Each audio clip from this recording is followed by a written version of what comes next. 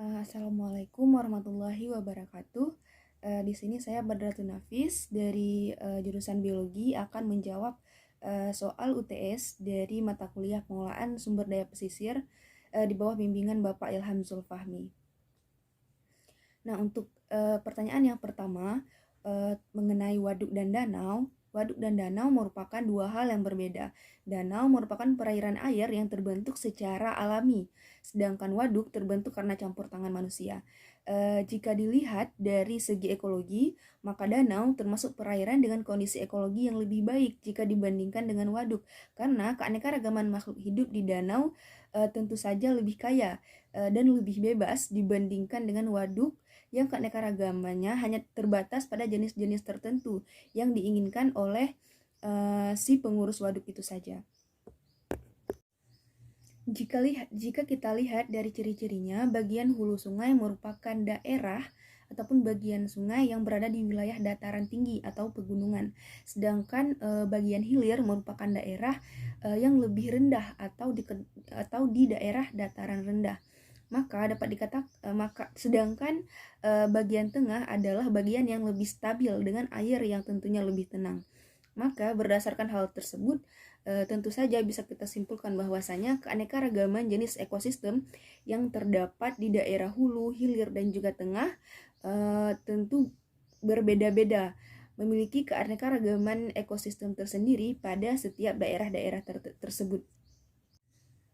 Nah, untuk menjawab pertanyaan ini, kita harus terlebih dahulu mengetahui penyebab dari eutrosifikasi itu sendiri. Penyebab dari eutrosifikasi itu adalah karena adanya pencemaran limbah organik. Contohnya saja seperti pupuk. Nah, karena pupuk tersebut tercemar di dalam suatu perairan, maka keberadaan nutrisi pada perairan tersebut menjadi berlebihan, yaitu banyaknya kandungan nitrogen ataupun fosfat. Akibatnya, alga yang ada pada perairan tersebut tumbuh secara berlebihan dengan jumlah yang terlalu banyak. Maka ketika alga terus-menerus bertambah, akhirnya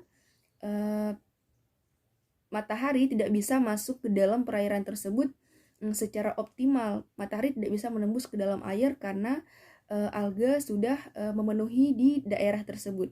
Akhirnya yang terjadi adalah perairan menjadi gelap dan kekurangan sinar matahari, sehingga tidak bisa melakukan fotosintesis secara optimal. Ketika fotosintesis tidak bisa terjadi secara optimal, maka akibatnya adalah kadar oksigen yang ada di bawah laut tersebut menjadi berkurang. Ikan-ikan pun akibatnya bagi ikan adalah ikan terpaksa harus berebutan oksigen dengan bakteri pengurai yang dihasilkan oleh alga yang telah mati karena tidak bisa melakukan fotosintesis.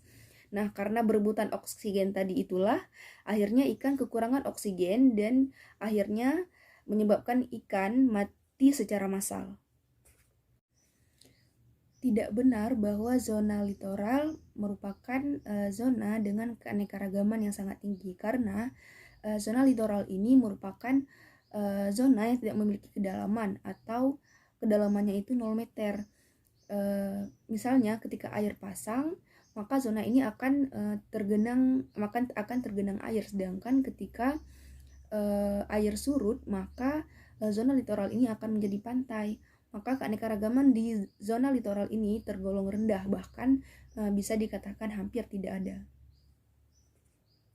Ayat yang mengharuskan kita untuk menjaga perairan ada dalam surah Al-Baqarah ayat 60 yang bunyinya adalah wa idzistasqa Musa liqaumihi faqulna durib bi'asakal hajar fajarat minhu isnata asyrata aina qad alima kullu unasim masyrabahum kulu washrabu min rizqillahi wala ta'tsaw fil ardi mufsidin, yang artinya dan ingatlah ketika Musa memohon air untuk kaumnya, lalu kami berfirman, pukullah batu itu dengan tongkatmu, lalu memancarlah daripadanya 12 mata air. Sungguh tiap-tiap suku telah mengetahui tempat minumnya masing-masing. Makan dan minumlah rezeki yang diberikan Allah, dan janganlah kamu berkeliaran di muka bumi dengan berbuat kerusakan. Quran surah Al-Baqarah ayat 60. Sekian jawaban dari saya. Mohon maaf atas segala kekurangan. Wabillahi taufiq wal hidayah. Assalamualaikum warahmatullahi wabarakatuh.